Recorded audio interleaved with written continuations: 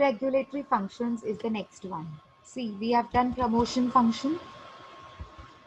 Now regulatory function. Start किया था हमने, ये सेकेंड पॉइंट हम पढ़ रहे थे ना, to prevent any housing finance institution being conducted in such a manner which may be against the interest of the depositor और हाउसिंग फाइनेंस इंस्टीट्यूशन. मतलब आप इंस्टीट्यूशन और डिपॉजिटर्स के इंटरेस्ट के अगेंस्ट में काम नहीं कर सकते हैं. ओके, एनएचबी का ये फंक्शन रेगुलेटरी फंक्शन है. एनएचबी को देखना है कि कोई भी इंस्टीट्यूशन ऐसे काम ना करे जो लोगों के हित में ना हो.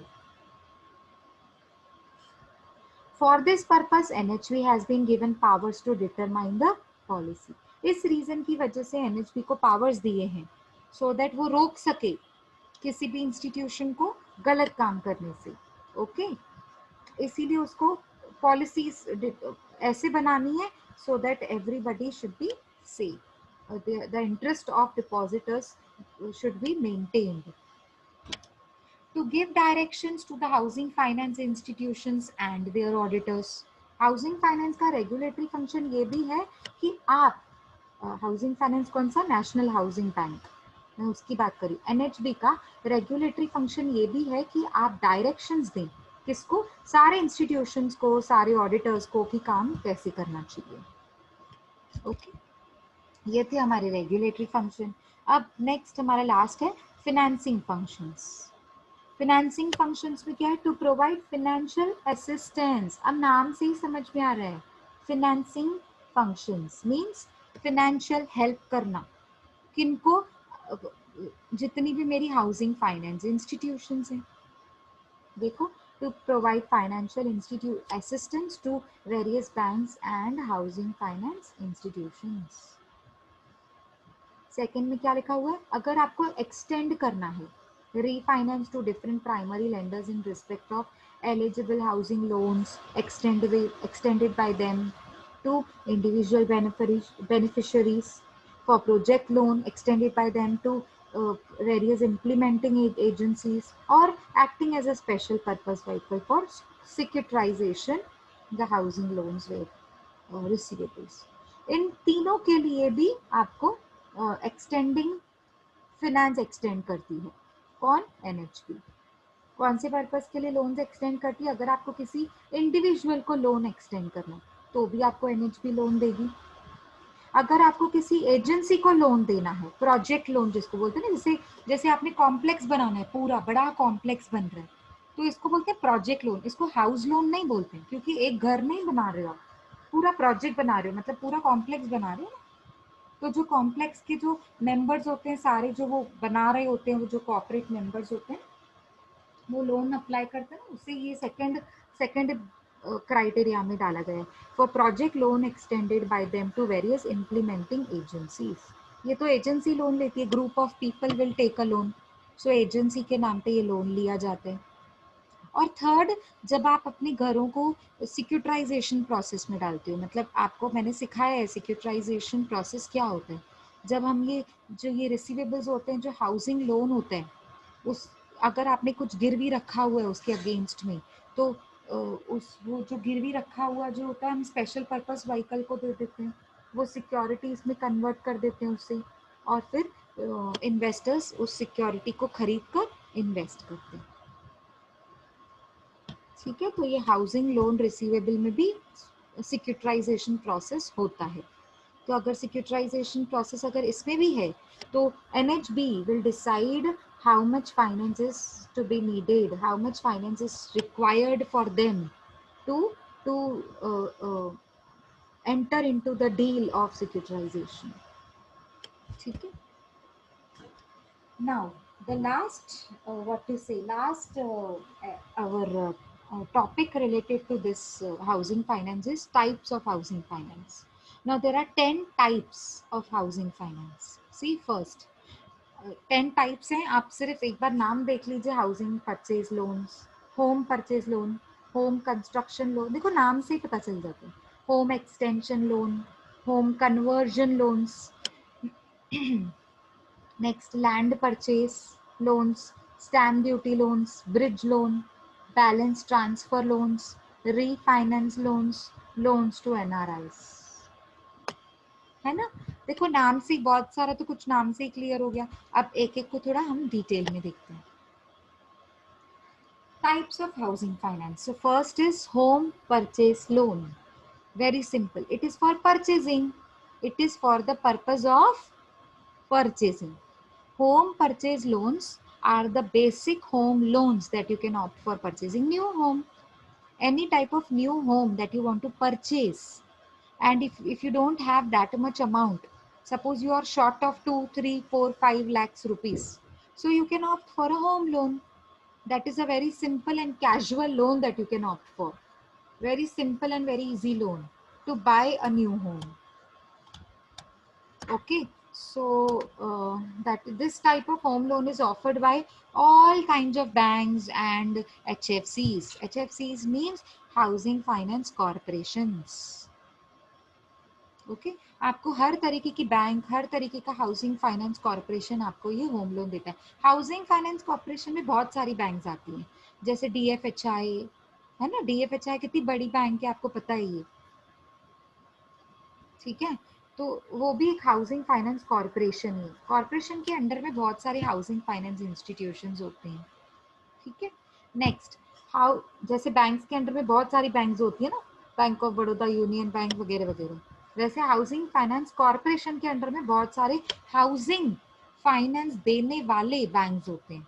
One of them is DFHI, है ना।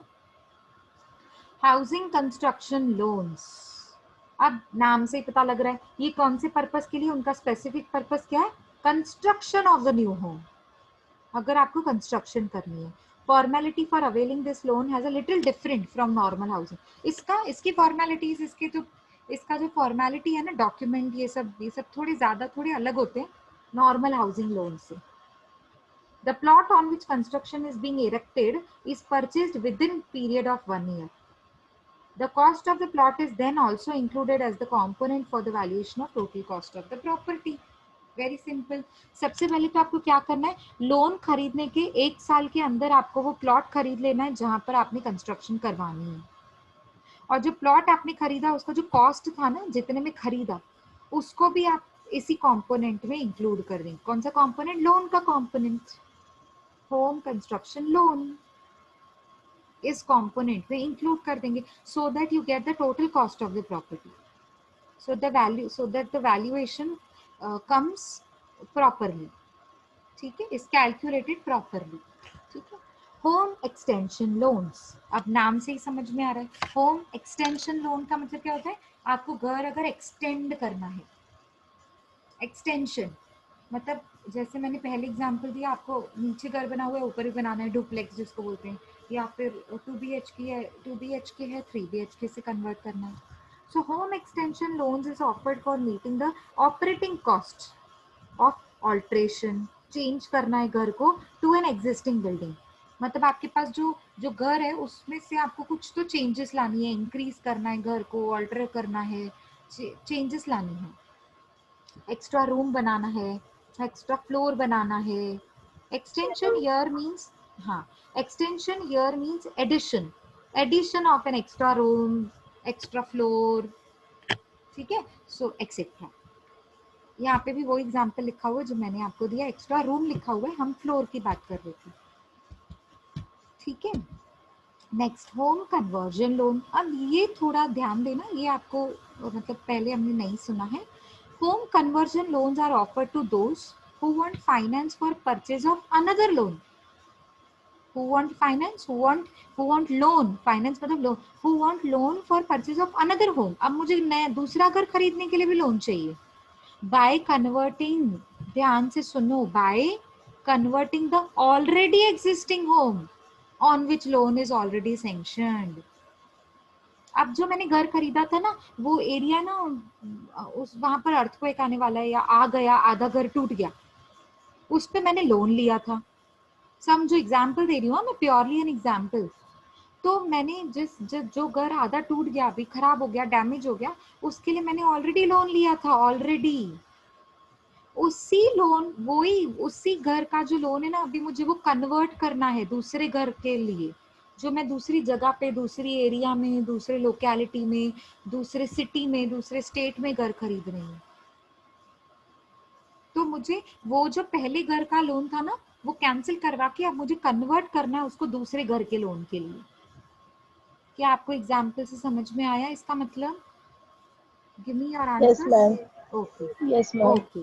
थ्रू दिस लोन, अब इस लोन के जरिए the existing loan is transfer to the new home including the extra amount required and there is no need for prepayment of the previous loan.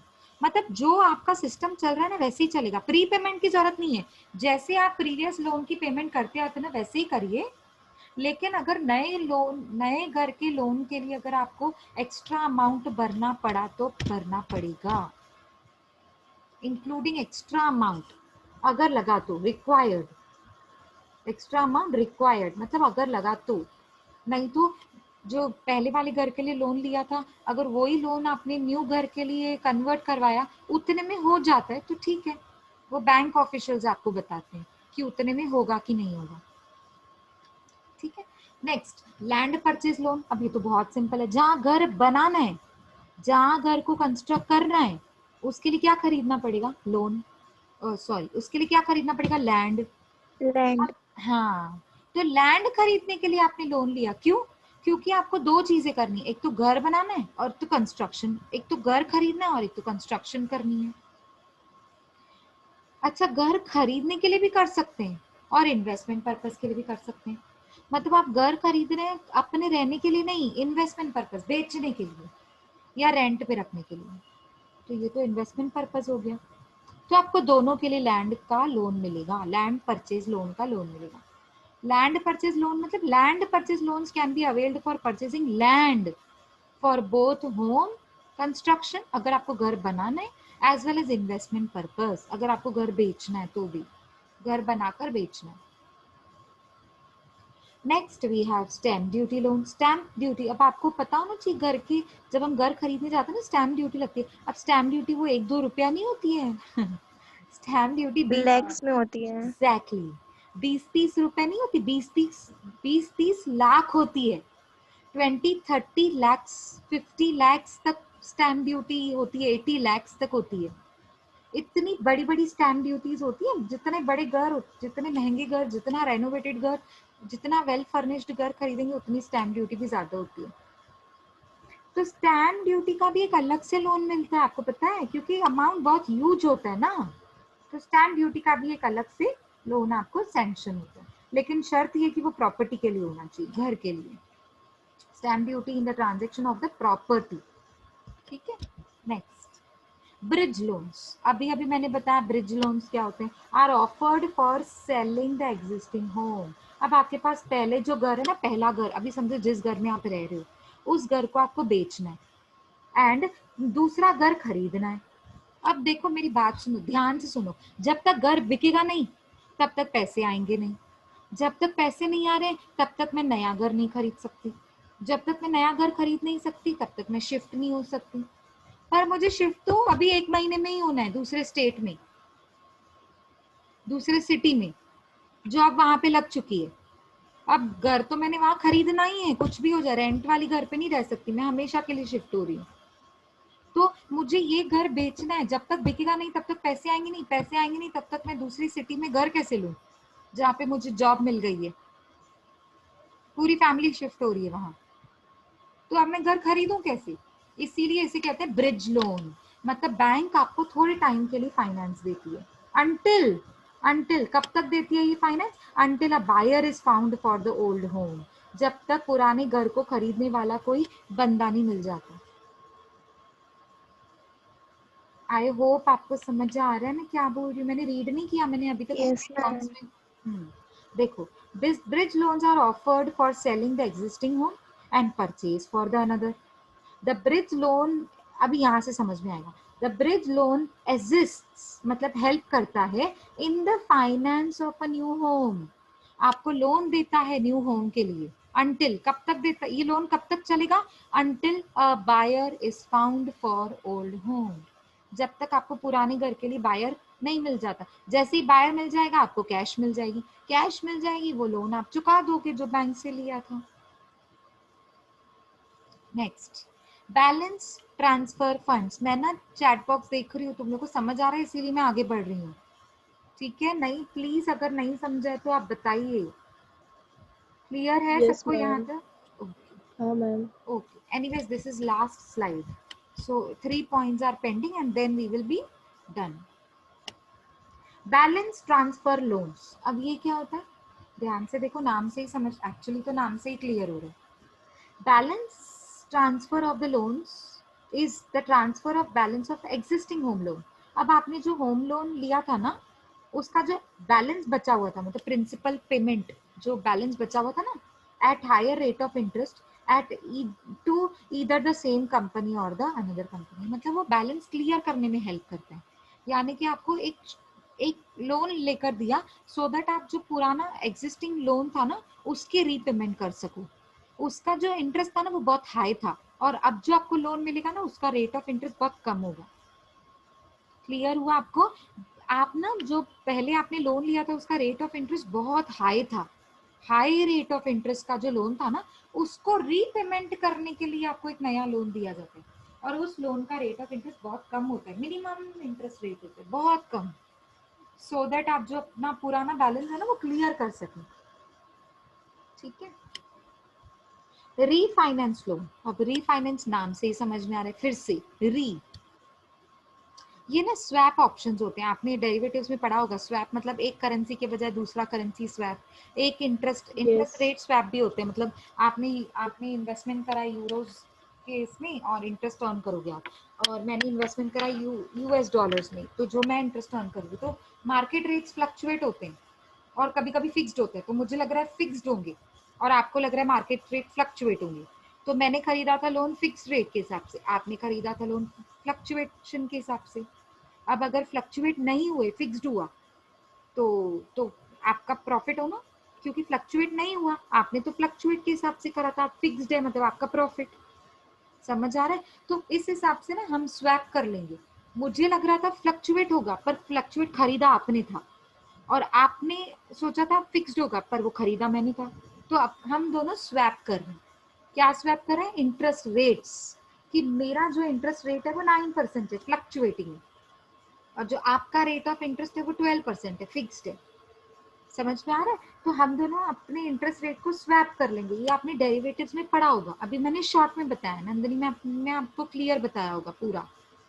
ठीक है ना? तो refinance loans are availed when loans from an organization at a particular ROI is dropping leading to a loss। मतलब जो losses में जा रहे होते हैं ना, जो लॉसेस में ड्रॉप हो रहे होते हैं, ऐसी ऑर्गेनाइजेशंस को रीफाइनेंस लोन्स दिए जाते हैं, सो दैट वो स्वैप कर सके, मतलब वो जो लॉसेस हो रहे हैं ना उनको कन्वर्ट कर सके प्रॉफिट्स में। One can avail this from either the same HFI, आप सेम HFI से भी ले सकते हैं, HFI मतलब हाउसिंग फाइनेंस इंस्टीट्यूशन, और other at a current interest rates, दूसरे HFI से भी ले सकते हैं जो उनके जो current rate of interest prevailing होंगे उसके हिसाब से, उसे कहते हैं रीफाइनेंस लोन्स। नेक्स्ट होता है NRI home loans. NRI home loans नाम से ही समझ में आ गया, ये किसको दिए जाते हैं, ये कौन से लोगों को दिए जाते हैं? Non Non-residential resident. Indian. Very good, Residential non Indian. Resident Indians जो होते हैं, जो यहाँ पर घर बनाकर बाय करना चाहते हैं, घर बनाना चाहते हैं या फिर बाय करना चाहते हैं इंडिया में, और वो है कौन? एनआरआई हैं। ठीक है, ऐसे लोगों के लिए लोन्स होते हैं NRI home loans. Is it clear? Yes, ma'am. The 10 types, yes ma'am. Yes, ma'am. these were the 10 types of housing finance। सो हमने इस चैप्टर में क्या क्या किया, एक बार क्विक रिवीजन, इंट्रोडक्शन किया, हाउसिंग फाइनेंस होता क्या है, जो घर के लिए हमको लोन मिलता है, घर खरीदना, घर का रेनोवेशन, कंस्ट्रक्शन, रिपेयर, एक्सटेंशन, इन सब पर्पस के लिए हमको लोन मिलता है। दो तरीके हमने सीखे, direct and indirect finance. Finance के दो टाइप्स होते हैं, मैं हाउसिंग फाइनेंस के टाइप्स की बात नहीं कर रही हूँ, मैं दो तरीके के फाइनेंस होते हैं इसकी बात कर रही हूँ, डायरेक्ट एंड इनडायरेक्ट। मतलब जो पब्लिक को सीधा दिया जाता है डायरेक्टली, और उसे कहते हैं डायरेक्ट हाउसिंग, और जो इंस्टीट्यूशंस को देकर फिर पब्लिक तक पहुंचता है उसे कहते हैं इनडायरेक्ट। उसकी हमने कुछ लिमिट्स भी पढ़ी थी, एनएचबी के बारे में पढ़ा, कभी इन्वेंट हुआ, क्या इसका मेन पर्पस है, ऑब्जेक्टिव, इसका mission vision that is ideology and roles, उसके बाद फंक्शंस में 3 टाइप्स थे, promotion, regulatory and financing, and then last part was housing finance types. Is it clear everybody? Was it easy chapter? Yes, ma'am. Yes, ma'am. Yes, ma'am. Yes, so good, keep it up.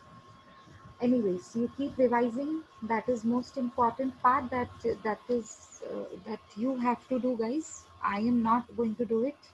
My job is to explain you, and your job is to revise, learn, and if you have any doubts you can ask me. Okay, I hope you have started your revision Okay. because exams are here very near. Did you start your revision part? नहीं किया है तो शुरू कर दीजिए, because बहुत कम दिन है और सिलेबस बहुत है। तो आप ऐसे मत समझिए एमसीक्यूज हैं तो कुछ भी हो जाएगा, इजी हो जाएगा, ठीक है? ऐसे ना समझें, बिकॉज कुछ भी कहीं से भी पूछा जाता है एमसीक्यूज में। So please be very careful, start your revision, that would be easy for you during your exams. Otherwise, reading and learning everything in bulk at one time will be very difficult. Okay? Okay. Yes.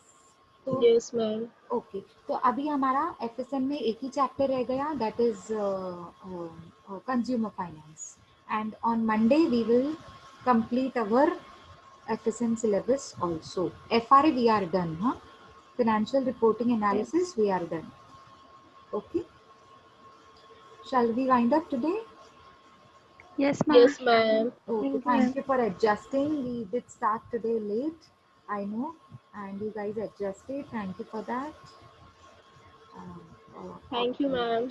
हाँ, okay dear, और please revise करते रहो, doubts होंगे तो Monday तक हमारे पास time है। वैसे तो मंडे भी क्या, हम नेक्स्ट में भी मिल ही सकते हैं, ठीक है, डाउट्स के लिए, लेकिन मंडे को हमारा एफएसएम हो जाएगा। ओके, और मार्केटिंग के जो इवनिंग के लेक्चर्स हैं वो प्लीज़ अटेंड करिए, ओके, वो आप लोगों के लिए स्पेशली अरेंज हुए हैं, ठीक है ना? Yes, ma'am. Okay, then bye everyone, take care. Bye, ma'am. Thank you. Bye, ma'am. Bye, ma'am. Same to you. Yeah.